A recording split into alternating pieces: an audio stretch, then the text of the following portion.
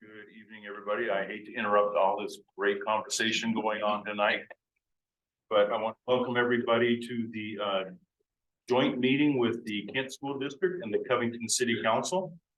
In compliance with state law, city council special meetings are held in a hybrid format with in-person, telephonic, and virtual options for public viewing and participation. With that, we'll call this meeting to order. And if everybody could please rise and join me in the Pledge of Allegiance. The flag is back over here. I pledge allegiance to the flag of the United States of America and to the republic for which it stands, one nation, under God, indivisible, with liberty and justice for all. Thank you all very much. And why don't we do introductions? I'm going to start with Superintendent Bela. Absolutely. Come around the room. All right, thank you so much. Mayor Wagner Isarabella, Superintendent, Kent School District.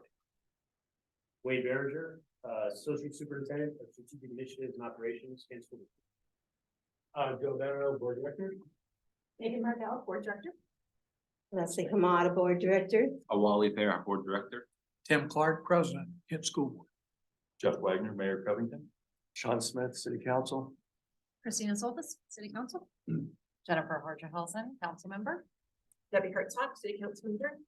Joe Simomo, City Council Member. Beth Porter, City Council Member. Megan Boley, City Manager.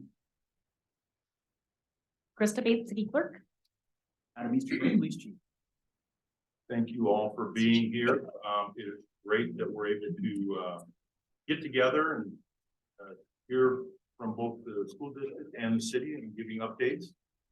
Don't get together often enough. I think we're only getting together once a year, and love to see if we can get together more often to hear everything that's going on.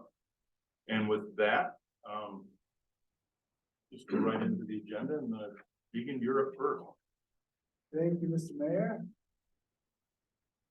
Once we get this up there, we'll start. So thank you so much for being here.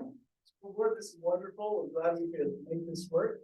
What I put together is kind of a quick update of what's happened last year and more particularly things that the school district might be interested in, and then some of the things we do as partners. Really wonderful partnership.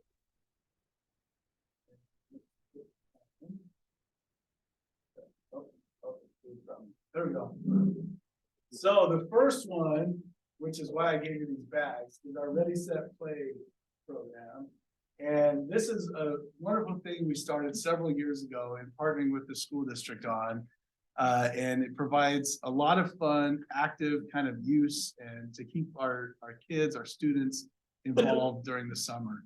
So we go out to businesses and they sponsor what we call a brag badge, and each badge has an activity associated with it.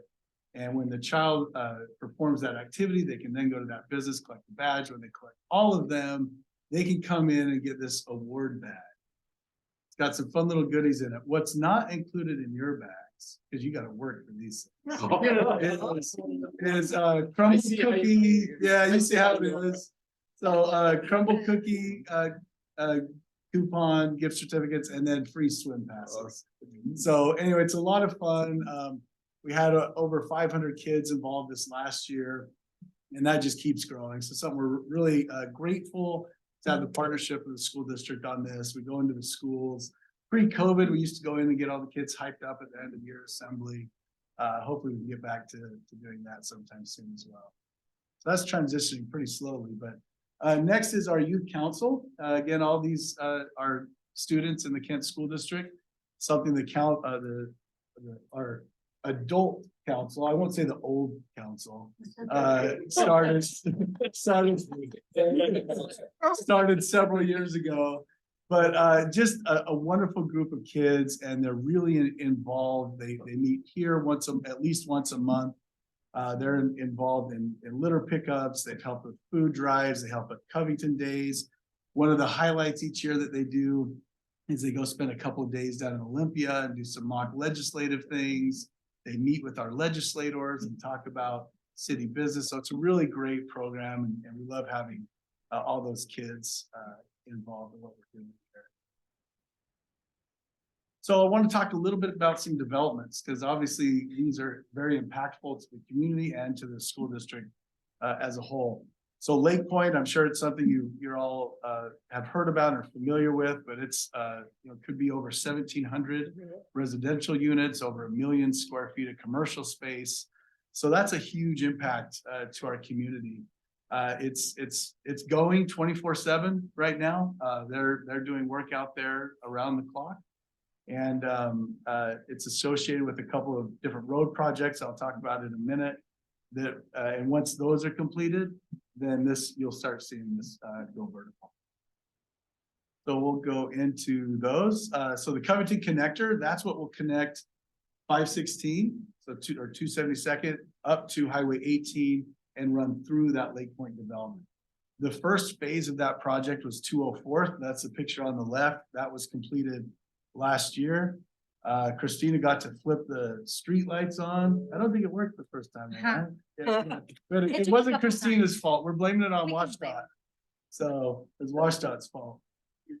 Phase 2 is underway right now. That's the picture on the right there. That's some of the artwork going in there to the roundabouts and interchange that's being developed on 256 and Highway 18. And then phase 3 will be that middle portion of the road that will connect Highway 18 to 204th and run through the main body of the development. Once that road's completed, the developer's hoping in about a year from now, then they can start building what they want to see there. Another road project, Jenkins Creek to 185th. We lobbied, received a couple different installments of state funding for this road because the price just kept going up and up and up, around $20 million to widen this road for a small stretch. But it goes over Jenkins Creek, so there's fish windows that we have to work around. So that makes this project pretty time sensitive and delays the project at certain parts as well. But you see it's increased the Covington crawl, but when it's done, it will hopefully flow a little bit better, and completion is supposed to be done mid next year. We're excited to see that happen. So SoCo, or South Covington Park, these are several parcels that we've purchased just across the street from the old Covington Elementary School that the city purchased. We've now taken that building down. Our police department's over there. But this is something we need in our downtown core, some open space, some recreation space for the people living and visiting in our downtown. Right now, SoCo Park is just kind of the name we stuck to it instead of saying that park over on Wax Road across the street from the old Covington Elementary, right? So at SoCo Park, we are undergoing a public naming process right now. And the public submitted some pretty humorous suggestions and also some pretty good ones. So we'll be presenting those to council soon. I'm teasing it right now, so you'll be getting those, a proposal coming out for a new name for that park. Next, we've got Jenkins Creek Park. That's our gem in the middle of town. You feel like you're in the middle of nowhere when you go back there. The problem is the access has been difficult in finding parking there. So we purchased just about 2 acres right next to it. We've cleared that space now and hope to be able to provide some parking, some increased walking spaces and lighting, make it feel safer and more inviting. So we're excited to get that. It's a real jewel of a park we have in the community, and we get to go back with your students and plant trees back there every Arbor Day. So from Jenkins Creek, they come back there and help. Athletics and recreation, next couple slides, I'll talk about those. I received a grant to re-turf our field at Covington Community Park because it gets a ton of use, much like your fields at your schools. You know what I'm talking about. So this is a constant issue to really keep these fields up to par so that we can have our playing out there on them. And this will give you an idea. In our athletics program, we serve just over 2,700 kids. Most of those are Kent School District kids. Our rec programs are almost 1,900. Our aquatic center is just over 90,000. So that's a lot of people that we're serving, and some really wonderful programs. On your facilities here in Covington, we just over 3,000 hours of games and practices took place at our Covington schools. So we can't express enough appreciation for the use of those facilities, because it means the kids that belong to the families here in Covington and belong in your schools are getting active and participating. So it's basketball, baseball, soccer, football, and volleyball that we hold there. And that's a lot of kids, but we've got wait lists for almost every one of our programs. And we just can't get them on teams because we don't have the facility space for them. And so that's a future conversation that we'll be having. But then again, a lot of summer events that we love to do, shows a little bit about attendance there, and love being active and involved and having Covington be this destination place for people during the summer. So student art show, you can see right here, this is part of Kent School District Student Art Show here. So our youth council is running this program. It used to be our arts commission, but now it's our youth council doing it. You can see we have over 600 artists from your schools, and we hang the art here, but also in several businesses that we partner with throughout the community. So families and kids and whoever can go and enjoy the art throughout the community. And it's a great thing for these kids, these artists that have drawn these and done all the different mediums so that they can come and say, hey, that's my art hanging up there at City Hall or that business, whatever it is. So grateful for that program. Public safety is an absolute priority here in Covington, and it's just absolutely essential. If we want the kind of community that we talk about, this has to be a priority. So a lot of things we've done is we hired a community care specialist that the council added that position. Hired him last year, and he is there to connect the people that need resources to the resources they need. It's an uphill battle, and it's a lot of work, but it's beginning. And so that's good. CEPTED, which is crime prevention through environmental design. That's something we trained our planners here in the city on. We've trained our police officers, and we actually invited people from other jurisdictions to come in and receive that national training that we held here in Covington, because there's more ways than just hiring more police officers to prevent crime. And this is a low-hanging fruit that we can do. And so our police chief and other officers will go out and walk businesses, walk properties with people, show, hey, if you do this, it will decrease crime. And this building here is a testament to that. The property owner met with our last chief, and they went through a bunch, and the crime here and the things that we're having really have disappeared. It's quite exceptional. So that's something we're going to continue doing. We spent some time last year, Mayor Pro Tem Smith and Councilmember Porter, Councilmember Simomo were part of the public safety subcommittee. And it was really to get down a deep dive into how are we going to effectively provide public safety in Covington in the future, because it's more expensive and there's a lot of things to it. So how are we going to do that? We created a report, gave that to the council as a whole at the end of last year, and we'll be having a lot of follow-ups with that this year as we continue to move forward on public safety. Another thing we are just super excited about, and this is since the council started what we call our clean team. Right now it's a one-member team, and it's Jennifer, the one in the middle in the back there, and she has some helpers once in a while. But it's the thing we probably get the most compliments about, and it's just wonderful. And she is almost every day out in our downtown core picking up litter. Have you seen her around? I saw her today. Yeah, great. Yeah, hard to miss her. She's in bright yellow. So she runs our abandoned shopping cart program, removes graffiti, and keeping the bus stops clean, getting Metro out here to fix broken glass, this kind of stuff. And it's just exceptional. We really hope to be able to continue to build and grow upon our clean team. So then I think our last slide here, I wanted to touch real briefly on our strategic plan, our 2023 through 2027 strategic plan. Council, we spent some workshops working this out, and just in January finalized it. I won't go through the whole plan, but I wanted to bring up the 4 goals that it's built around.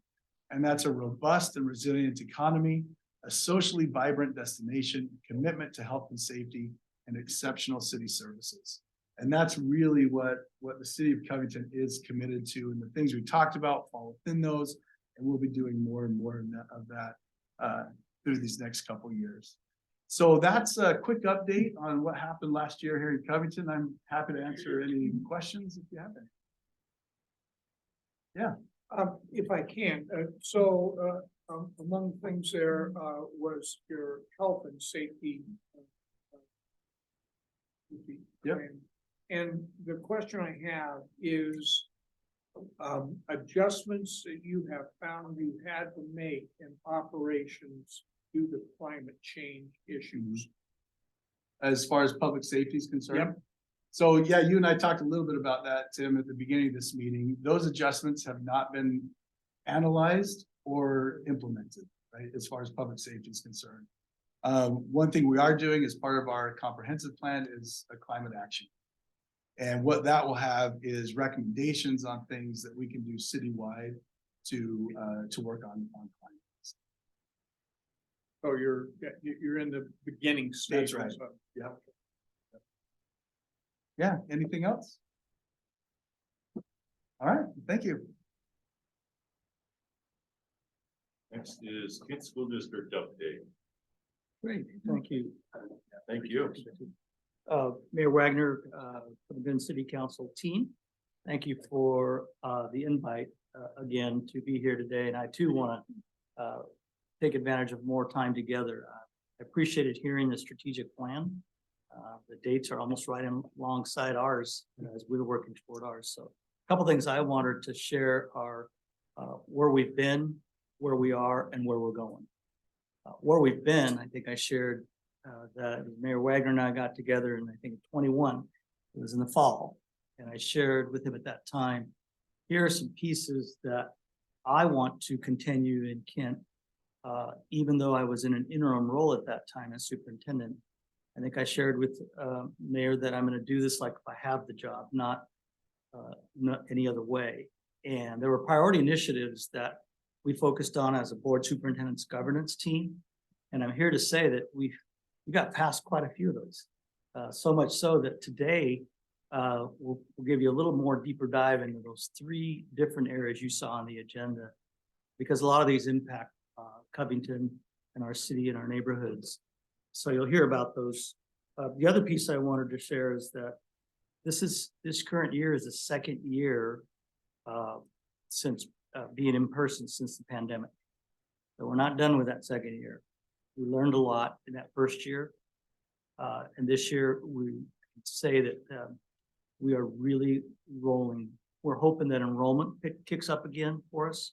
But I think as we continue to work together around the key things that continue to make our city thrive, the same thing with our school district. So we understand that better than anybody. So thank you for this opportunity. I want to turn over to Dr. Behringer, who will go through a couple of 3 different pieces that were also priority initiatives, and then open it up for questions. Great. Thanks, Israel. Few things here. We're going to start off with the boundaries.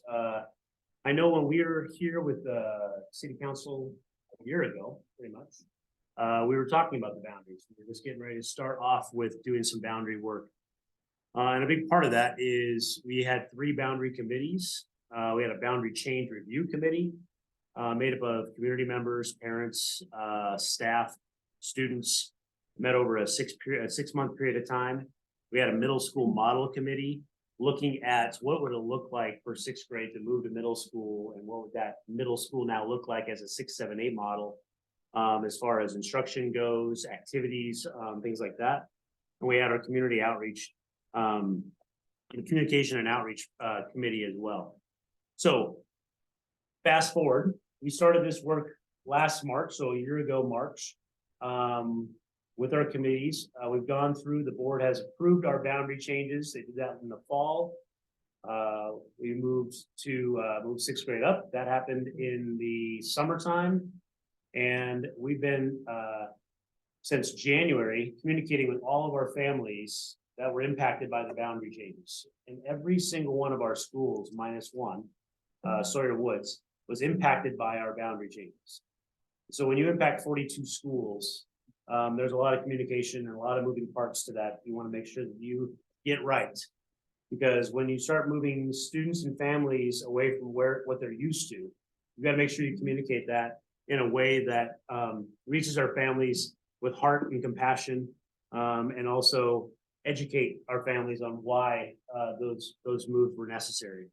And so right now, our families can go on, all of our families have been communicated with. Every single family that does not speak English as their first language had several different ways of communication to them, as well as a personal translated phone call with a translator to walk through that entire process to make sure they understood that their child would be moving to a different school.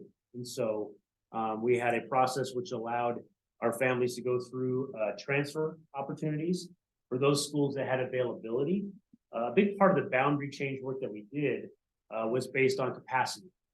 Our high impact schools that are pretty much in the valley and on the East Hill needed to move kids in the east direction, so out towards Covington, through Covington, and increase the numbers of enrollment in our schools in Covington, also in our Fairwood area as well. Those were our lower enrolled schools. And so by moving those students out of the valley and the East Hill and moving them to the east, it allowed us to take some of the pressure off some of our high impact schools in the valley and on the East Hill. So talking to our families, working through our families, creating spaces for families to be able to transfer if there was space in the schools, because not everyone was going to be happy with like, oh, you just moved me from Jenkins Creek to Grass Lake. Well, I want to stay at Jenkins Creek. If Jenkins Creek had capacity and availability, families could apply to stay at Jenkins Creek and that would be granted. So there were several schools that had plenty of capacity to be able to grant transfers in this window that had occurred in January. And so we went through that process, and we also communicated to those families that there was not capacity for their request to transfer. So we went through that as well. During this entire boundary process, we were creating opportunities for our families to engage with our schools. So some informal open houses, like if you were slated or told that you were going to be going to Grass Lake, but you were a Jenkins Creek kid, Grass Lake, as well as almost all of the rest of our schools, held open houses for the families to be able to go and learn from the principal, potentially some staff there, walk the site, get a feel for what that new school was going to be like. All of that was able to occur prior to the transfer process, so they could make decisions on whether or not they wanted to fill out transfer paperwork or not.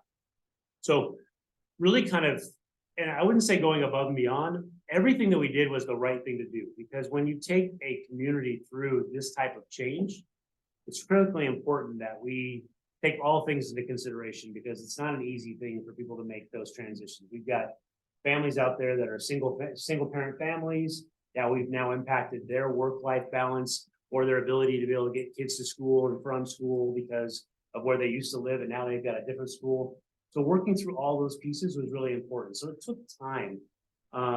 It took not only through the process that started last March going through the fall, but once we got into December, January, February, that deep conversations with our families that were impacted to make sure that they understood what was going to be occurring starting in the 23-24 school year. So then we get into the middle school work. Our middle school committee was broken up into activities and athletics, transition to middle school. So thinking about the impact of sixth grade to middle school. We know as we were going through this process, there were concerns within the community about whether or not sixth graders were ready to go to middle school, whether it be developmentally or socially or emotionally or academically. And so making sure that we were able to educate and provide supports for families and kids so they understood that this was a good move, this was the right move, and to reassure families that their students would be taken care of in this transition. We also had the middle school registration and special programs like dual language and highly capable committees within that middle school work. That middle school work continues right now as we are finalizing things across our entire system, because we're not just working on the fact that we're just opening up a brand new middle school, because we had to open up a brand new middle school to make this all work out, but also the fact that we wanted to kind of re-image middle schools in the Kent School District. They're not only going to be 6, 7, 8, but what does middle school look like now? Because it's different. Now it's 3 grades instead of 2 grades. Activities, course offerings, the type of, the way the day is run. We wanted things to look a little bit different. Now, granted, even though we're settling for this first year on a 6th period day that middle school's been running on for years, there are conversations around what that might look like in the future. Not always going with the 6th period day, there might be another option, and there are other options out there. But making sure that middle school in 23-24 looks different than middle school has looked like in the Kansas School District in years past. As far as the offerings we have for our sixth graders, especially on the front end and throughout their first year in middle school. So a lot of work being done with that. We spent a lot of time with our labor partners as we transition because we impact. When we move sixth graders up, teachers need to follow our students. And so working with their labor partners to make sure teachers feel comfortable with that move, and they have a selection and a choice and an opportunity. So it's not us, the district, forcing teachers to work in a space they don't feel comfortable with. So we spent a lot of time with our labor partners in that. We have a very large logistics team that meets multiple times a week, looking at all the moving parts of what it takes to move, 50, 60 some teachers into the middle school, as well as hundreds and hundreds of students into the middle school, and all the pieces that come with that, curriculum movement, moving teacher supplies to the buildings as well, and orchestrating all of that throughout the spring and into the summer. As I mentioned, we're opening new middle school. Canyon Ridge was named at our last board meeting.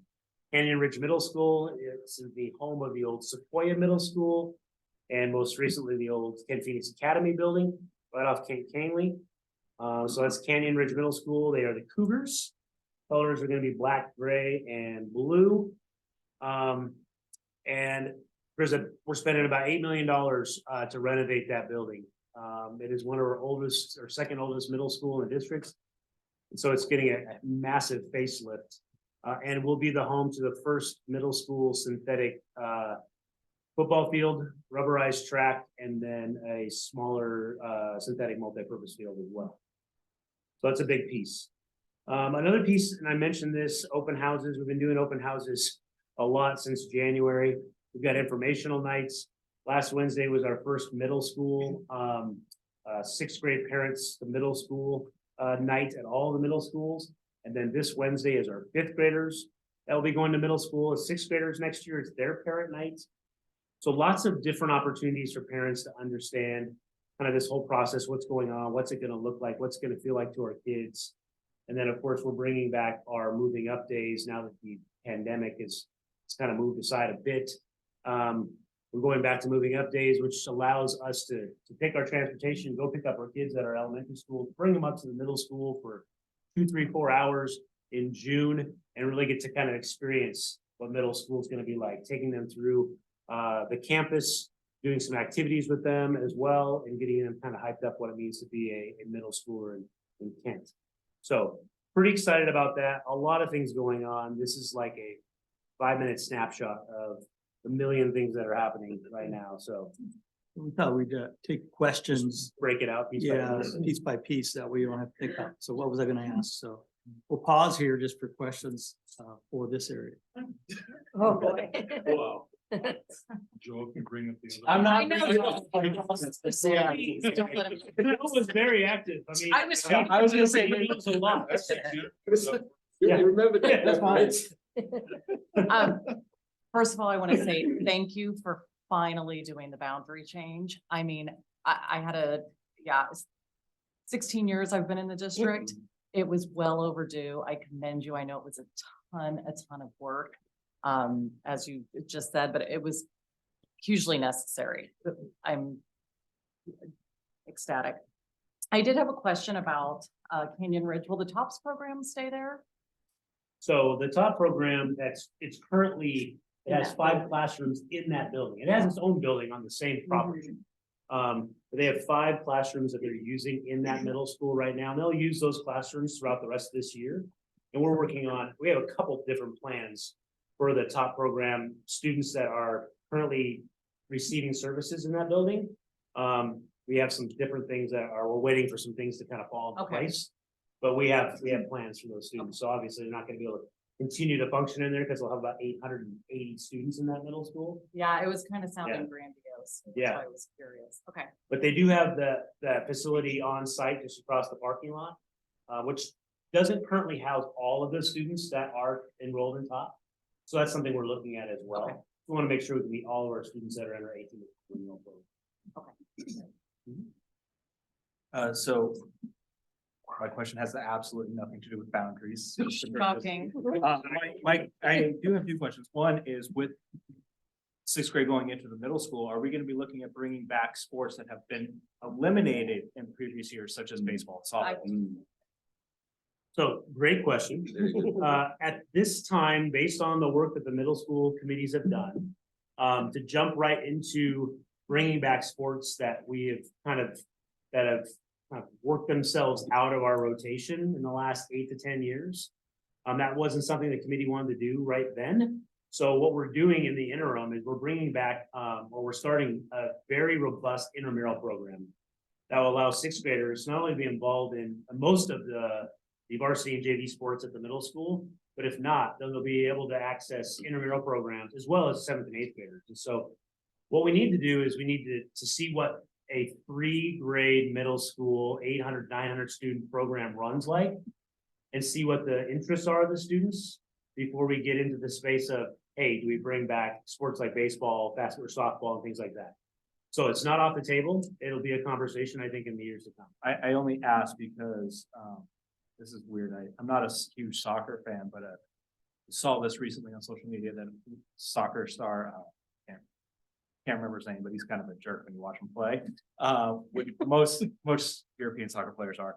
But he even stated that $3,000 a month to play sports outside of schools is getting ridiculous, and this guy makes billions of dollars a year. And playing sports in schools is usually the cost of a pair of cleats, maybe a baseball glove, a pair of shorts, something to that. So it's a wonderful experience for the kids.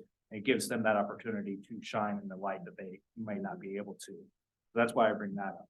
Secondly, why not stick with Sequoia and why change the Canyon Bridge? Sorry, I don't go to your guys' meetings, so I don't hear these conversations. So I can add, so we do the policy, and the policy we have, the board has is, there's a process for that, and it includes students and community, staff, and they did a lot of the research on it, and there's actually a canyon, you didn't realize that there's actually a river. There's Not river, Sequoia. it's Sequoia. So there are Sequoia middle schools in our area, not in Kent, but our area that we compete against. And so that was one of the reasons why. And it is an opportunity for kids to have that ownership in their new school, because we are opening a new school, or we're calling it a new school, even though it's a building that we had used before. Instead of kids coming into that space feeling like they're just inheriting an old space with an old name that they don't have any connection to, this allows our students to really buy in, and our staff to buy into an entire new culture and climate that they will create together. And this is one of those first things that they do, and that's through our policy of school naming and mascot naming, choosing school colors and things like that. Okay. Thank you. But we do have all the historical pieces from Sequoia. So we have tons of sports memorabilia, club things like that, photographs and pictures and things like that, that we're finding a space to be able to keep all of that and showcase that for those that were Sequoia alumni. Thank you. Yeah. Questions? No. No, I just. All right. I'm curious, did you lose any sixth grade teachers? I know you said that they had the option to go to the new schools, but were there some that weren't comfortable moving to a new school, so just opted to move out? So because the process has been ongoing since about January, and having conversations with their labor partners, there hasn't been any teachers that have said, well, I'm just going to leave the district altogether because I don't want to go teach at the middle school. Because the middle school opportunity as a sixth grade teacher is open to anyone who has the certifications to be able to teach middle school. Which in our case, you could be a third grade teacher and say, I want to go teach sixth grade. Because a K-8 certification allows you to be able to teach any content area up to eighth grade, as long as it's not a credit bearing course. So if they're teaching English in sixth grade or math in sixth grade, general math, any teacher that has a K-8 certificate could be a first grade teacher, can now teach sixth grade or even seventh grade.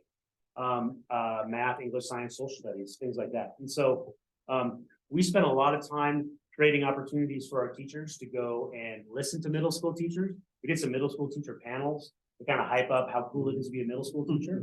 You know, and a middle school teacher is it's an acquired taste for some people. But again, knowing that it was gonna be a difficult transition for elementary teachers who have been vested in working with elementary students and going to a middle school and teaching one content area. Not everyone is interested in that. So we spent a good amount of time creating space and opportunity for teachers to kind of learn and educate themselves, meeting with principals, meeting with teachers that are at the middle school level already, kind of talking it up. And then we sent out surveys of interest. What subjects would you like to teach? What schools would you like to teach at? And going through that process. When we did that all through the volunteer kind of just interest-based type of thing, over 85% of our positions were filled just by volunteers alone. And so we haven't even gotten to the place that we're going to the involuntary transfer process, which is part of our process anyhow, which happens towards the end of April. And so a majority of those positions have already been kind of like, hey, I want to be there. So we know we have staff that are interested in those positions, which is great. That's, if I could add, an important piece to that was working with our labor partners. Absolutely. We learned early on by including them and asking them, what would teachers want? And the committee worked with our HR team and said, how about if we just have an informal time? So we can come in and just ask questions. What's it like? And we had several of those. And so we listened to them and it helped out because many of them said, hey, I do want to do this. I want to try this. So that was helpful. And I went down to KEA as well and spent 2 hours down there in an open session on there. They do like pizza and politics once a month. And so I went down and just had conversations, open for anyone to come and ask questions around this whole entire process, help them kind of feel more comfortable about what we're going through and let them know that we really, our goal is that teachers are able to teach where they feel comfortable and they want to teach. You know, not where they're forced to teach, because that's tough. And so we really want people to kind of own that. And that's really what we work really hard with. Thank you. I had another question about on the transfer requests, and I'm sure that that was just a massive undertaking. So as transfer requests were coming in, were they approved or declined based on first in, first out, or by needs? You mentioned like a single parent that it's going to disrupt their life. Did that have any bearing on who got approved, or can you talk through that? Sure. So when we sent, it was a special transfer window, because we have a normal transfer process that's coming up later in our spring. It was a special transfer window only open to those families that were impacted by the boundary. And so when we sent out our letters to our families saying, you're slated to go to X school, we let families know if that school had, if the school that they were at had any availability. Because a lot of our work on our boundary committee was to bring our capacity down to 80%. So we're not pushing our schools to pack kids into every single classroom, nook and cranny in the building, and then feel like the halls and the space is just overwhelming, not only for staff, but for our students. And so we had several schools that did not have capacity for people to opt back in or even to transfer back in. So we were able to communicate that. Those that did have opportunity, we did a lottery system. So we were aware of those families that some wrote much longer statements of need. And so that was taken into consideration. But most all of them were just like, hey, I'd like my student to stay here. And so we did through the lottery, just drawing out of a hat, lottery system. A lot of our families that wanted to stay in the schools that they were at, that had capacity, were all able to stay. There were some schools that we didn't have capacity, and there were people that wanted to be able to go there. And so we're in that space now where when the dust settles and our enrollment numbers come out and everything kind of to see the whites of the eyes, there is the transfer process this spring. And then throughout the year, there's opportunities depending on what happens for availability of space in schools. But yeah, we take things like that into consideration, but it really was more of a blind lottery. So there was no favoritism, things like that. So. Oh, thank you. 2 questions. So how many of the, well, actually 3. How many of the schools then you said were able to at least accommodate some of those requests? So a lot of them were, but. Yeah, I would say probably 3/4 of the schools. I don't have the exact number off Sure. memory, but I'd say about 3/4 of the schools had space to be able to accommodate transfer requests. So it sounds like it's been a while since it's been looked at, according to Councilmember Harshausen. 10 years. 10 years. Is that about the cadence of?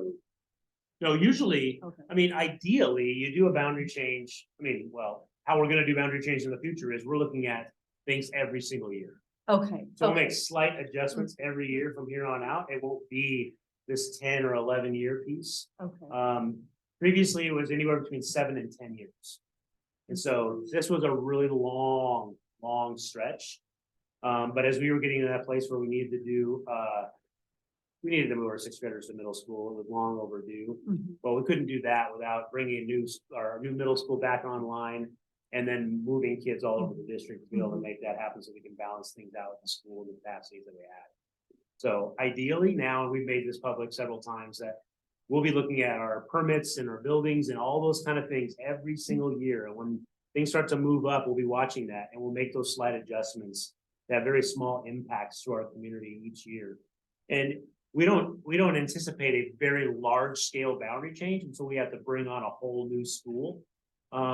And move kids around to be able to fit into that new school. Mhm. So what I'm hearing in the news, and for whatever that's worth, enrollment, you know, has been declining to X%, I don't know, like, and that's throughout the whole region. Is that something that's a trend you all can anticipate to continue, or what's causing that, and or will that impact?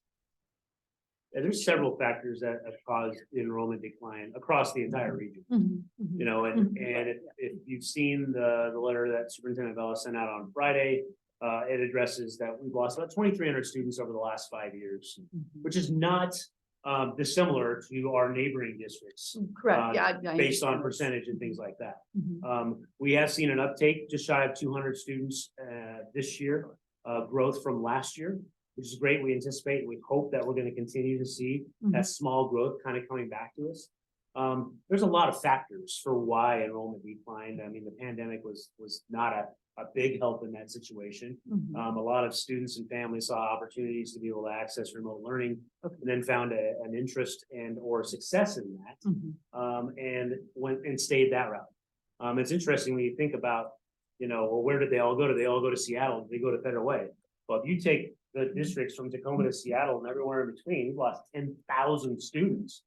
Combined, where did they go? Yeah. I mean, and so they went somewhere else, you know, and whether they left that entire region and went somewhere else or they went online, the online numbers don't even show that there's been an increase of 10,000 students in the last 5 years to online learning. So there's a lot of different reasons why. All we can do is put additional opportunities, learning opportunities in front of our families. We created the Kent Virtual Academy as a response to the pandemic and to our families reaching out saying, hey, we need a remote option for our students. We have that right now. This is our first year in a 6-12 model. We'll run again next year as a 6-12 model and reevaluate if there's an interest to be able to move to maybe a 3-12 model. But we want to make sure that we can kind of work out the kinks and the bugs, and it's what's best for our families and our students. And then can I just one more little lead question? So I know that we are looking, most municipalities are looking at walkable cities, right? And in a perfect scenario, right? Because it cuts down on emissions, it's safer, it builds better community and people can, and I know that you all have a challenge with your capacity, so I understand that, but is that going to be a consideration, and how will that weigh in the future when we look at boundary adjustment and or maybe bringing some of that back so that kids could theoretically walk to school and then pick up in cars? Yeah, I think it's always a priority if students can safely walk to school through safe access points, then that's great. Because again, transportation all around us, people are struggling with having enough bus drivers and enough routes to be able to get where they need to be. Then you think about parent drop off and pick up and how much space do you have in parking lots and how can you get buses where they need to go and where they can't go. And so that's a challenge. And so a big part of this whole boundary process is re-looking at all of our walking boundaries as well. And so what I would say is that we've increased the number of students that will be able to walk through these boundaries a little bit, more so than previous, because we've kind of tightened our boundaries up a little bit in some schools. Some we've widened them out a little bit. I mean, it's Kentwood picked up, they're running all the way over to 167, you know, across the northern part of where KM's boundary was. Just because they had space and we were moving kids out of KM and moving them to Kentwood. And so there's not some walkability there. And again, thinking about like kids at Birch Creek who go to Kent Lake. Not walking from Birch Creek to Kent Lake. Joe's neighborhood, not walking to Kent Lake. But, And we brought it up. Where'd you have to go? We brought it up. Highway, thanks. I mean, Such a good time. like, what's probably gonna be better, some, like, For bit sure. of a discomfort for others. And we're always taking that into consideration. And again, it comes back to safety. And again, it comes back to partnering with our cities and things like that, is creating space for, he's a. I feel bad now. Yeah. I have to take a walk. It's having the ability to have those safe walking spaces for kids, whether it be through trails or whether it be on sidewalks that are far enough away, on roads that aren't, over 35 miles an hour. I mean, there's so many different factors when it comes in to make it sure that we have safe walking. And I'd add that this partnership with City of Covington and what we're doing, knowing everything that's happening around us, it helps us with what's happening in our schools and what needs to happen. And so, you didn't hear it, we're gonna be paying attention to it on a more regular basis, rather than waiting till we move the ninth graders. Was here when we moved the ninth graders and not the sixth graders, waiting that long to do this. Lots of growing pains happen when you don't do those things in a more cyclical fashion. So, Mayor Wagner, I'm going to ask that if we could Yep. go to the next few Yep, topics, please. and then you can ask questions about both or all three. So, Dr. Barron. Strategic planning, I think the next two will probably be a little bit quicker than the first one. Strategic plan, why do we need a strategic plan? Well, we had a strategic plan for 2016 to 2021, similar to probably City of Covington. And when that expired, you need to do a new strategic plan. Ours happened to end in 2021. That happened to be when Israel was in this interim state. And again, even though Israel was doing everything like that was his job and he was the superintendent, there are some pieces that you want to make sure that the superintendent themselves had control over that strategic plan that they would have to live by for the next 4 years. So once Israel was named superintendent in July and started his first year this year, then we jumped on the strategic planning process to kind of get ourselves back into that space. So this strategic plan that we're working on is an update to the strategic plan that was in place before. As you can probably imagine, there are things in strategic plans that are still valid and viable and they work well, and things that you just need to tweak the metrics or you need to tweak the accountability pieces. So as we started to review the process and work at the initial stage of this in the late fall, early winter, we started meeting and having conversations with our executive cabinet, our labor partners, our superintendent's cabinet. We did some thought exchange surveys of our families. And really kind of started looking at those good, strong, solid pieces of our previous strategic plan that we wanted to keep. And then what are the gaps and things that are missing that we know we need to adjust, because not everything that was in 2016 is great for 2023 to 2027. And so we started that process.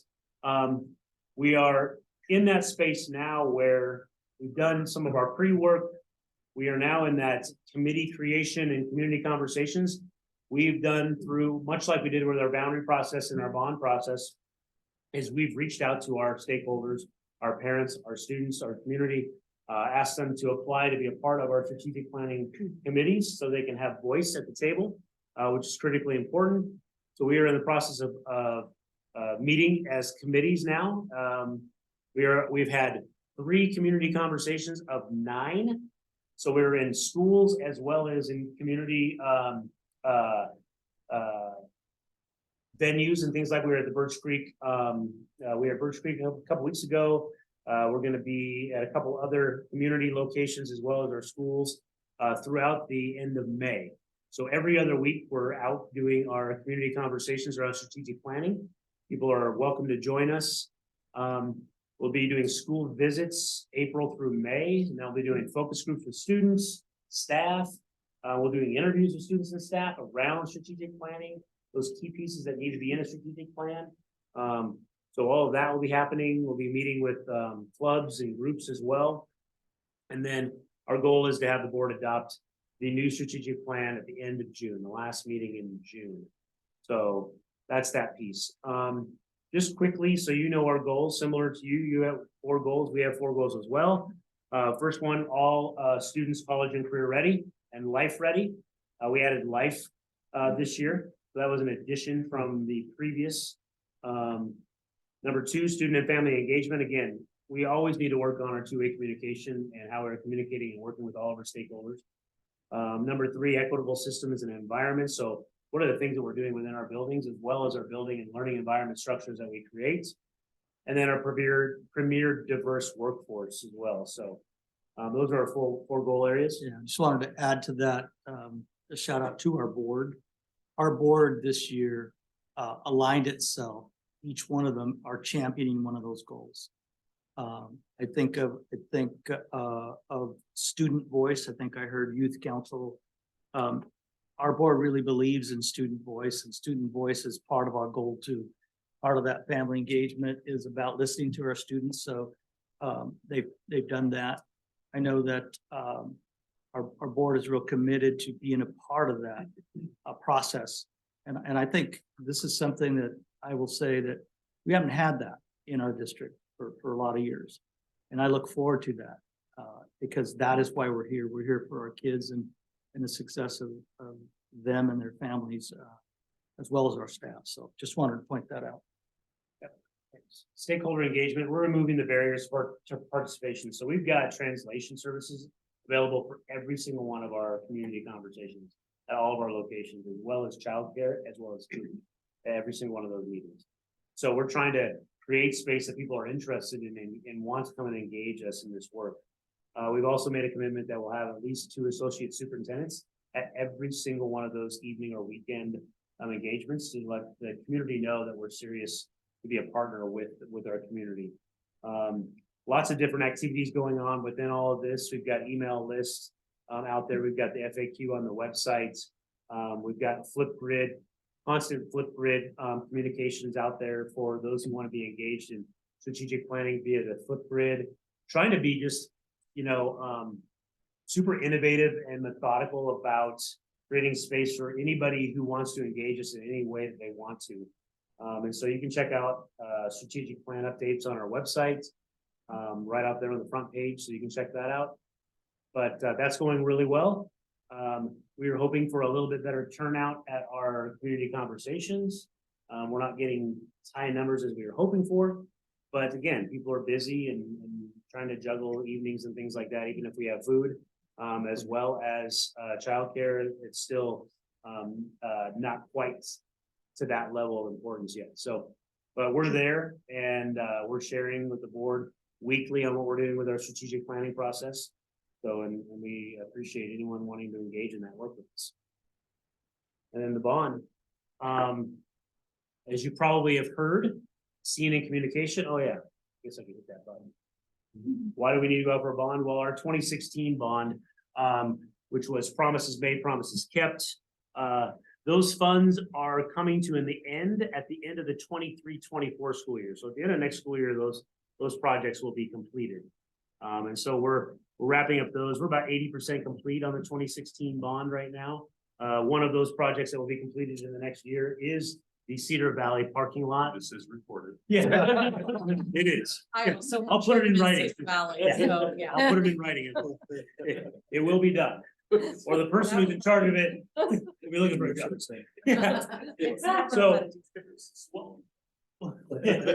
So why do we need to go out? Because obviously there's constant work to be done to continue to raise the level of our facilities and our learning environments for our students. And so just because, the 2016 bond is coming to an end as far as funding goes, does not mean there's not continual projects needed to be able to take care of our facilities for our students. And so that's why going out for bond on April 25th, 2023, $495 million. In fact, Israel will hand those to you and pass them down. So you have a cheat sheet for you to take home with you as well.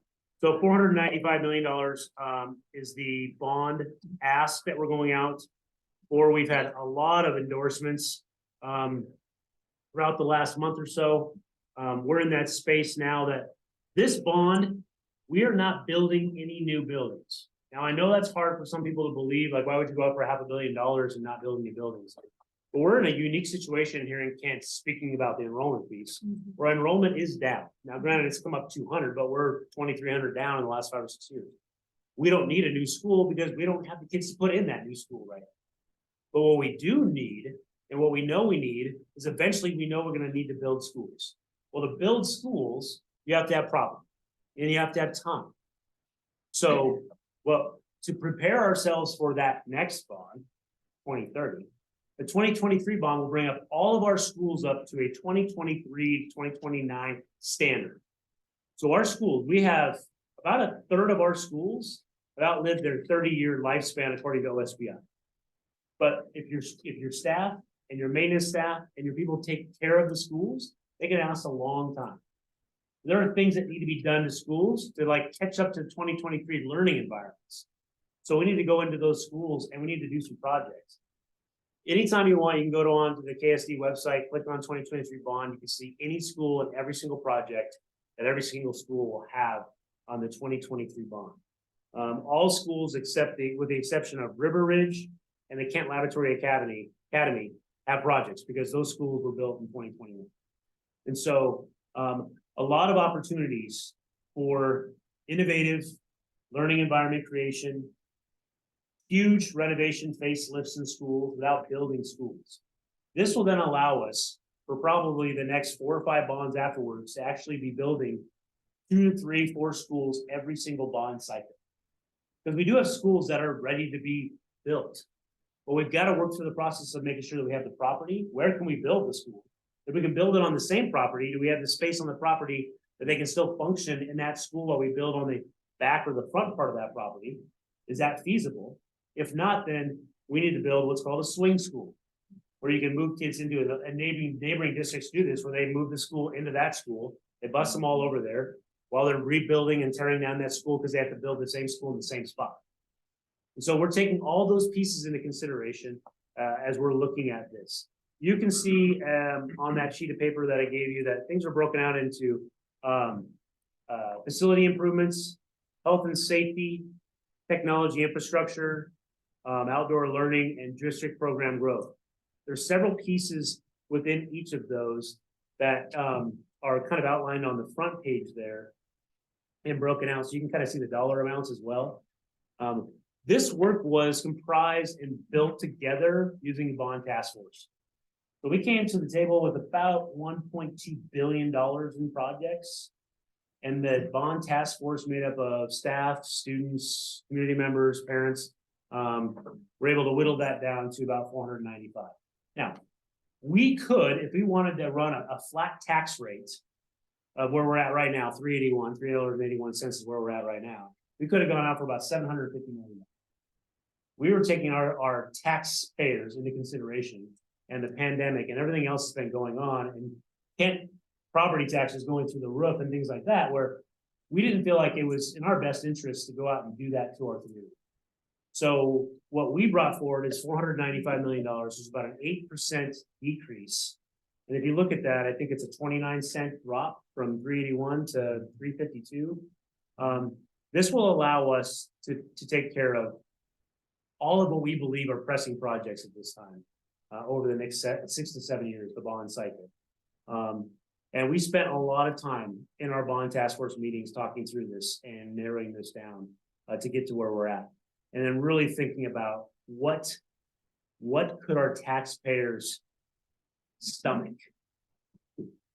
Because one thing to say, well, we can go for 750, let's go out for $750 million, and then you fail at a 30%, then you really haven't done your homework to know what your tax base is and where the needs are and what's going on right now in your communities and things like that. So you got to work through that. We think about Highline. Highline went out for a bond. They passed their bond at about 60. I think they were at 62 or 63%. And Renton passed their bond. They were over 600 million on their bond. Passed their bond at 67% or something like that. So, and we are not going out for nearly that much. And so we're trying to take all these pieces into consideration, knowing that this is still a heavy lift for our communities. You know, and so, but it's the right thing to do for our kids. And so that's that in a nutshell. Real quick on the 2016 promises made, promises kept. You can go on the website too. There's a lot of buzz out there, like, oh, you haven't done the projects, you haven't finished this. You can go look, you can see pictures of every project we finished, and then whatever project's not finished has a date and a timeline on it. Because we want to be accountable to our community and our taxpayers who voted for that bond in 2016, and we appreciate that support. And we are running a more robust informational campaign in Kent than we've ever run before. We are partnering with Strategies 360. We worked with a firm OAC to help us put together our bond task force and work through things. We're really kind of pulling out the stops to make sure that we can do our very best job of communicating to our community the need for this bond and what the benefits are going to be for our students and for our community. And this is a big piece, thinking to what Megan was saying about the lack of facility, or the fact that you guys can't even, you have too many people that want to use the fields. This bond, if passed, gives us the opportunity. We'll put synthetic fields in every single high school, every single middle school, all the practice fields, everything will be full fields. They'll have football fields with rubberized tracks, multi-purpose practice fields at all of our middle schools and high schools that can be used and shared, with potentially getting in that space with lights and things like that that can be used off hours outside of the summertime when it's light till 9 o'clock at night.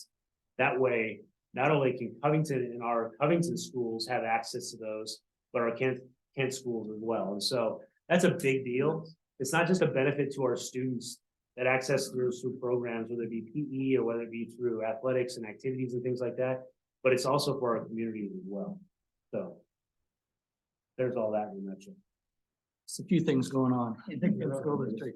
So Mayor Wagner, if I may, I would love to have President Clark, if you'd like to, or members of our board, either share some additional information that we may have not. Our board has been kept up to speed on all that's been going on. I'm sure we may have missed something. So please, President Clark.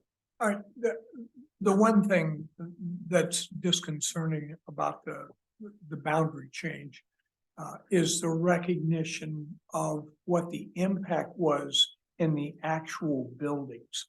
Because on the valley floor, all those buildings are way over capacity. And then when you go to talk about, all right, can I bus them? You can't just say, I'm gonna take, a third of a building and ship them up the hill, because of the makeup of the community. So for argument's sake, at Kent Elementary, very heavy Hispanic population. And so an obvious need to, deal with that as a reality. But when you go to talk about Section 8 housing and refugee families coming in, the next thing you know is there's only a selection of apartments available where they can be housed. And the next thing you know, you have, for lack of a better term, a colony of Somalis at one end, which would not automatically fit into the Kent Elementary, even though that clearly is the closest school. And the real problem with refugee families is they're not likely to be driving. So now we're talking about public transportation. So now we're talking about communication with those schools. So I live on Scenic Hill, and it gentrified very simply. And the result was that building is now 75% bus. And one of the decisions was that Somali community would make much more sense taking them around. There's no direct route around and up the hill to Scenic Hill, because among other things, their principal is Islamic. So there's the other major problem looking at it is we could not have Mill Creek be one of the biggest schools in the middle school thing. It is way too diverse with way too many needs. We had the same problem with Kent Meridian. It is so diverse that in fact it creates an additional set of needs. And you end up basically saying, how can we best service that population? Well, concentration, curriculum, and whatnot. But when you go to talk about, clearly it was suburbia, and they kept building buildings in the sixties and seventies, you know, an elementary here at one point. And they're pushing out, but it didn't have the density. All the apartments were, when I served on the Kent City Council, and when I first started in 1994, I believe it was 60% of the housing was multifamily because it was all on the valley floor. And then as the boundaries began to move farther and farther out and annexations, the result was the population grew, but it was the percentage of single family residences that you had to pay attention to. Well, those are people control. And so it's looking at the unique needs of the particular populations that we're serving and trying. We don't just talk about equity. We really work at trying to give kids an equal opportunity. But you can't do it all at once, and you can't do it in all places. We're on our way. Other members of the board. I think it's important, because I'm probably the oldest serving on this current board, for me to speak about culture. And one of the reasons I got on this board was to perhaps get so our community members had more of a say in what we were doing in our schools. And one of the things I have to take off my hat to our current superintendent is, and their staff, is how when we're going out to these community conversations or wherever there people are gathered, it's not the same thing that I used to experience. You go and you get a 45-minute lecture from the district, or maybe 55, and you get 5 minutes for question and answer. It is actually a two-way conversation. And I'm seeing that, not only that, in the committees that we're having. I'm not saying it's perfect. And unfortunately, I've been to a lot of these and we haven't had a really good turnout. But the conversations have been interchangeable from the community. So you feel, you might not walk away there totally satisfied like some of our council members here, but you have a two-way conversation, a respectful conversation, and you feel like you're part of it. You really do. And I think these are our public schools, and we can't forget that. We work for our public. And I'm personally, and also I in the last 2 years working with Superintendent Bella, he's been out in the schools, and I've managed a lot of people, and you can't manage behind a desk. You have to get out and see the people. And when he walks in the building, he knows his people. And our board members, to their credit, are getting out of the schools. And you have to see it, and you have to experience, and you have to feel it. So I just wanted to share that opinion with all you guys, so you could see my perspective over 3.5 years. I'd add, I think the only one right now with kids in the district. And so I wanted to echo how we're so waiting for this. I have a 6th grader this year that just so wishes he was in middle school this year. But he's very much looking forward to, especially he just went to the meeting last week and So did mine. Okay. Yeah, very excited. Very. Yeah. I have to say mine's a little bit more wide-eyed right now, and which is okay. Yeah. It's okay. It's okay. And so, but he's very excited to be there. But I think the other thing that I'm excited to see is the number of programming.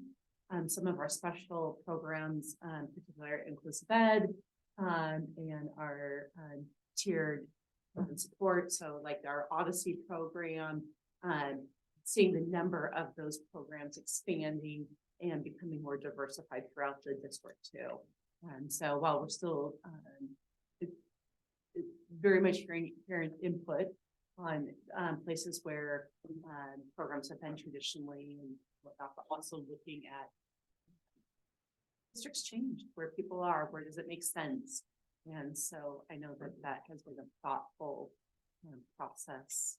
And so I think that the comment was well made that, you know, up on a board when it's only 5 bullet points, right? It doesn't look like so much, but there's been so many different things of moving this number of kids into different places. So I appreciate the leadership and the ongoing input from everybody throughout the district that had the opportunity to be part of that, so. I don't have anything to add. I don't feel like I'm pontificating, so I'd rather hear questions that we can. Yeah. Answer more of, so I just appreciate you all inviting us to their. Now I have, especially specifically, discussing with children that will be bused in from further away, right? Particularly the older ages, the high schoolers, middle school is they're all right. But what we're seeing, at least an increase in, I live very close to Kentwood, and the track team runs in front of my house, and that's awesome to see. Love it.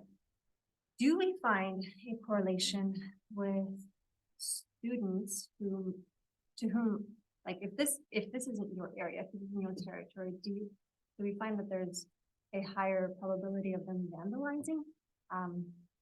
Just, it's not your neighborhood, it's not your home. Is there more of a careless attitude about, I'm visiting someone else's neighborhood and I don't care so much because the vandalization has gone up? Just simple, like spray paint, and they're spray. I can show you pictures later. It was incredibly inappropriate. Incredibly inappropriate. It hurts my heart. But do we find a correlation with that? Have we addressed that? Have we even talked about what, because students will walk around and sometimes I'm like, hey, what are you doing? It's my, and they have a name for it, I forget, but basically it's I don't have class for an hour, or I don't have class for 2 hours, but then I'll have class again. Do we have a policy, or have we addressed maybe revisiting the policy about students leaving campus during the school day? Or do you see where I'm going with this, where it's like they have first through fourth period, maybe not a fifth period, but they have to come back for sixth period or first through third, just where they, where there's space, they'll make do with their time. And sometimes it's not incredibly positive. Just something to think about. I know we talk about a lot of the. No, I'm following that. We do have a high school principal here, a one-time high school principal that can tell you about students on campus. There are definitely rules, if you will. Doesn't mean they'll follow them, Right. But we do that. And I did want to address the first part. I thought you were getting at was students being bused, all the way across the district for either a program or wherever their school. One of the things about our boundaries, which we needed to do a long time ago, was that it was actually true that districts were not, or excuse me, students could be going to a different middle school than their neighborhood students or partners, and a different high school, just because of how we were set up. So there wasn't equity in terms of what I like to call a continuum of services for each and every student in the Kent School District and their family. And that means, back to Director Margell talking about, if my student is in the Odyssey program, or if they're in IE, or why is it that they have had to be transported clear across the district? And it was because our boundaries, we had not touched the boundaries for so long that we began to influx in certain schools because we hadn't moved anybody. And therefore we only had certain decisions to make, certain places to put program, and that's not equity. And so we now have a continuum of resources or services for students because I'm excited about that. But we're not perfect. We're going to continue to work on that. Dr. Berenger can answer the question about the campus and students leaving or not. Yeah, the practice is that if a student doesn't have a full schedule, the idea is to load up their schedule so it's consecutive time. So it's not a 1 through 4, skip fifth, then come back 6th. So it'd be 1 through 5, and then they'd have 6 off, and they'd leave. And that would be the expectation, that they'd leave and not come back unless they're coming back for after school activities and things like that. For lunchtime, when kids leave to go off campus for lunch, all the schools have an expectation. So usually you have to have a certain GPA, you have to have certain attendance rates. So there is an expectation that the students that are leaving are accountable to, more often than not, appropriate behavior. And so, and then they have to usually show, I know at KM, like you walk off, there's an assistant principal standing on the corner, you have to show them your badge or your ID, and it has a sticker on it that says that you met the requirements to be able to go off. You know, and anything that you do during that time that may get you in trouble or whatever, then you'll lose that privilege, just like you would, things like that. So that's a pretty common practice. So it's hard to say though, when people leave, like KM, you can't drive off campus. But other schools, you can drive off campus for that. Kent Lake, you can drive off campus for lunch. I think Kent Ridge, you can drive off campus for lunch. Or would you go to lunch by PM? Or big Kent Lake? Oh, yeah.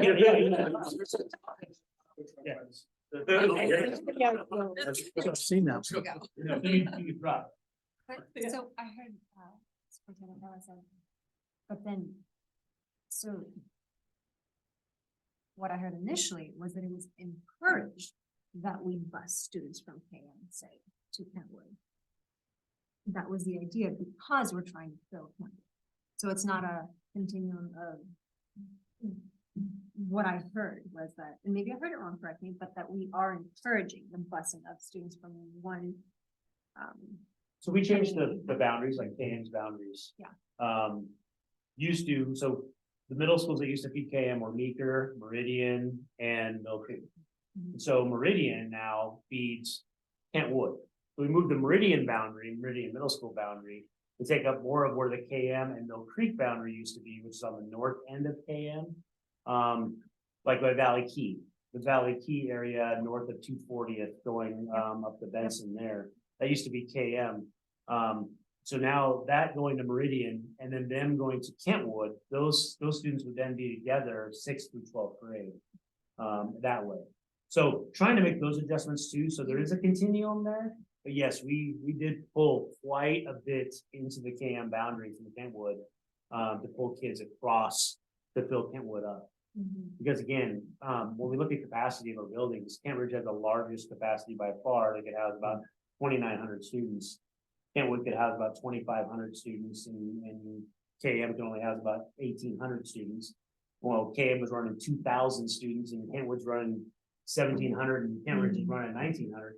Like we had to move kids around because it made sense. So, you know, and so that's just one of those pieces. We spent a lot of time, as you stated, like we spent a lot of time looking at those boundaries and what that would do and what that does that mean. And it was not, in the end, there were people upset all over the place. Like KM, I thought they were gonna just, they were so mad at me. Like, how can you do this to KM? It's like, we're trying to reduce the numbers because of, you know, X, Y, and Z for all these different reasons. But it's like, you just took our athletes, you just took our drama kids, our kids that are performing arts in our band programs. Well, it's like, we're not going through and looking for like, hey, your band kids, we weren't doing that. But that's kind of the feeling, because it's hard for people to understand, like, you know, when you're principal and when you're a staff member, you own all those kids. And the last thing you want is to lose any kids, even if it means that it may mean that your day is going to be a little bit more comfortable because you only have 1,600 versus 2,000 kids. But again, you don't want to lose any kid. Like, how do you feel like 1,600, but you want to keep 2,000? It's tough. Yeah. Can I ask one more question? Sorry, I'll be really quick. In the last year, several things have shifted. I know as far as refugees, I know a lot of Ukrainian communities, kids have come in. Has that affected the district in any way? I know it's difficult when students are brought in, maybe who don't speak English, who come from a totally different culture. Do we find that has affected the classroom in both either a positive or a negative way? You know, I think in some ways you gotta think about it this way. KM, or not KM, but Kent School District is a refugee hub. Kent is a refugee hub. So we have an extremely large multilingual education program. We have just shy of 6,000 students who English is not their first language. So when families come in, especially in the situation of Ukraine, and when families were coming in, we were expecting a lot more than we got. So I would say that our schools and our communities were prepared for receiving a lot more families than we got.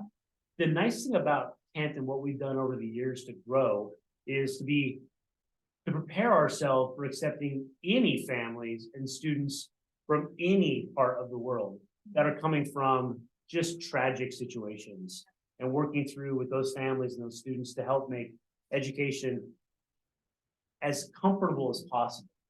And again, whether it be Ukraine or whether it be Afghani students or whether it be students from anywhere else, and same situation is, are we as a district prepared? Do we have the right resources? Do we have the right caring individuals in those spaces? Are we as a district, not only at the central office, but in the buildings, accepting those families with open arms to do anything we can to make sure they feel like they're a part of our community on day one? And I think that's the important piece. And again, I don't see that changing in Kent.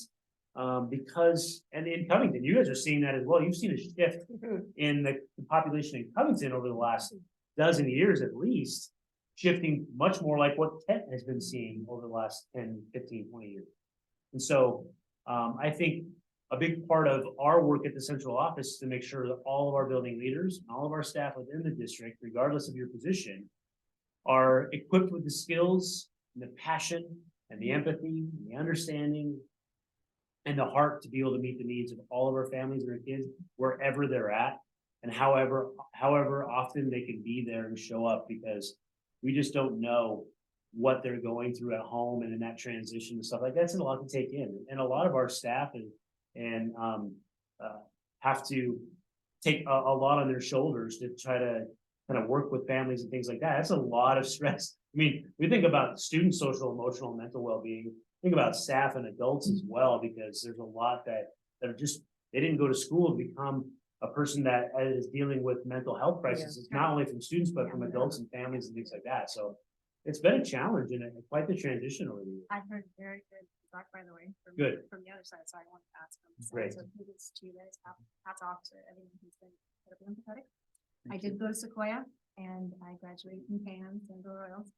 But Hey, we have some Sequoia stuff for you. Sean. Just a couple things. Appreciate all this. Thank you all for coming. The upside would be great to do this more often. I appreciate the info on the upcoming bond.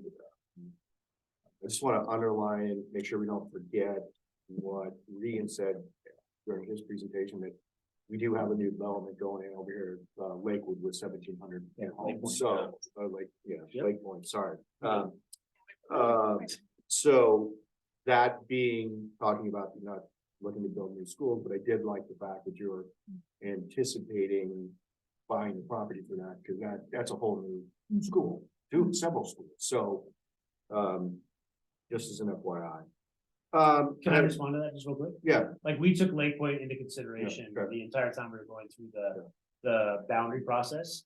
So some of our intentional movement in some of our schools created space, Cedar Valley, Jenkins Creek, Crestwood, create space for that Lake Point development, depending on how it grows up, because depending on those residencies and how many kids actually show up in each one of those spaces, we have our formulas, much like you guys do, to figure out, okay, well, how many.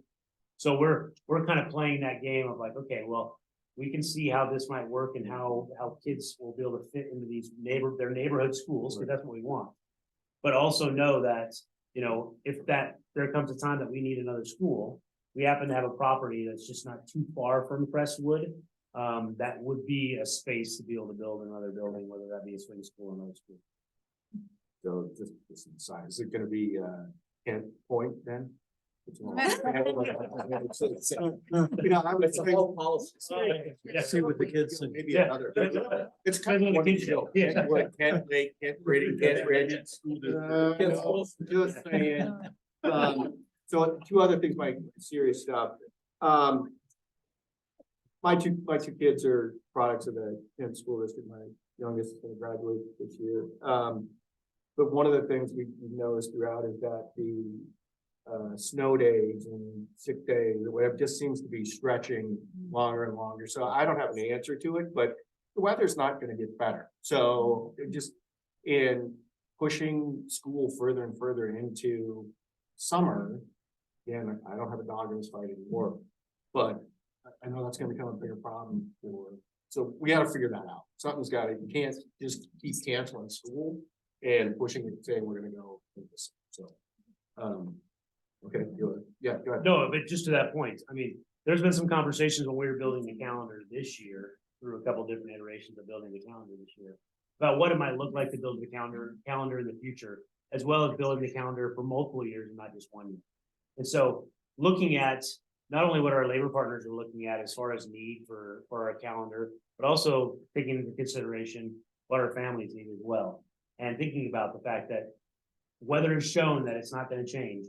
It's been different and changing Yeah. over the last 4 or 5, 6, 7, 8 years. And so we know that there's gonna be those pieces. We've got our built-in snow days. This year we had to get rid of those because of our strike and the work stoppage in the 9 days we had to get up there. Ideally, we're not going to school to the end of June.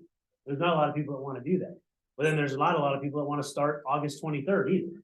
So it's all that happy medium of like, how do we make this work with everybody? So it's a win-win because people want 2 weeks off and they want 1 week off here and they want 2 weeks off there. And it's like, well, we're gonna have to cut into some of that stuff if we want to find that way to be able to like be closer to Labor Day or maybe to your point, remote learning. Yeah, or a third way, Spokane, I never missed a day. But they're also, no, it's got some pretty good hills themselves. They know that driving. But what they also, they're used to snow, they have the equipment for it. And I've said this in Leslie, we can't pretend snow doesn't happen anymore. So we have to start cities. Well, schools, municipalities. we have to start developing the infrastructure for that. So we have to get plows. We're gonna have to start doing that because otherwise we're gonna be missing through. So It's on the bond. okay. And then one other thing that, my daughter is now graduated, whatever. Their high school students are always saying there's not enough. I mean, they always go to camp to go to the movies or whatever, but when I was growing up, and it seems like it's getting farther and farther away, we have dances every Friday night or something at the high school, and maybe it's a liability or whatever, but what the heck happened to mixers and the Covington Elementary had the Monster Mash. I mean, there's 6th graders going to dances. So why aren't there events at the high school like that for them that's chaperoned and taken care of so the kids have somewhere to go on Friday or Saturday night? And it wasn't always school sponsored either. They had private youth groups that would sponsor those events, but would rent the school gym for that. So anyway, again, my kids are graduating, but I probably went to 20 dances. And I think my kids have 2, homecoming and prom. That's ridiculous. What I hear you saying is activities for kids that are neighborhood are, that's one thing our board has been talking about is next year is looking at a focus on activities in our schools because a well-rounded student is not only academically healthy, social-emotionally healthy, but also has opportunities for activities and they've done, I think, Dr. Markell, you had something to add about No, that. I just so agree, right? If we, the more, it's not just having the activities at the school, but as we know, you also have to be able to get kids back home. And so, when I was in school, we used to have an activity bus every single day in both the middle school and in high school, at least, maybe not Fridays, but I even thought Fridays when I was there, to be honest. And we don't have those in every school right now. And so it's something that we're looking at and seeing if there's opportunity with anything, right? There's a cost that associates with it. But I think that the more that we can have kids involved in whatever their thing is, right? Maybe it's not a dance, but it's game night. Well, we had, I don't know, like, right? Like, that's cool, like, that's your thing. so we had a Oktoberfest or whatever in my high school. Yeah. My question was a little bit in line with what Sean and Jennifer, not Sean and Christine were talking about. How many kids are actually eligible for that, not taking the last period and having free time? Review, a changed schedule, I'm assuming, like I said, of a higher GPA and that. It just depends. I mean, it depends on credits. So we have Okay. kids that can access credits in middle school. So they can come to the high school with potentially a half a year already taken care of. And so by the time they get to their senior year, they could have a modified schedule their entire senior year. Okay, Um, so then the next part of it then is if they don't have a vehicle to leave campus and go home or go to work or go where they're at, what do they do with that time? And are there activities for them to do on campus or is there an opportunity for partnerships so that we as a community can find ways to keep them engaged until they get on that bus to go home so that they're becoming familiar with the community and just a thought, or I don't know where they're at. And that fits exactly with our board's idea around activities bus, increasing the options. So that, because when that bus goes home, if the kids don't get that and they don't have a ride home, Yeah. they don't have any opportunity to attend any of the activities. That's why we want to have that opportunity so they're able to stay at the school and still participate. Okay, so Supervision I was is a thinking big piece. earlier today, but you Yeah. got it. Got, all right. I just wanted to add one more thing that Kent is the most diverse district in the state. With that, it comes with more expenditure and resource intensive. I mean, intensive, because if you look at KM, 66% of the kids are something to that effect that are ELL. Right? It's a large, it's a very resource intensive. And we also have dual language programs that are, so all of that costs more than other districts are dealing with. So when you find that we're lacking of activity bus or, programs that are supposed to be somewhere, it's not because we don't want to do it, it's because the cost that's involved, we have to really figure out where that's gonna come from. So it is one of those things that the school district deals with that on a daily basis, and we have to be there for those.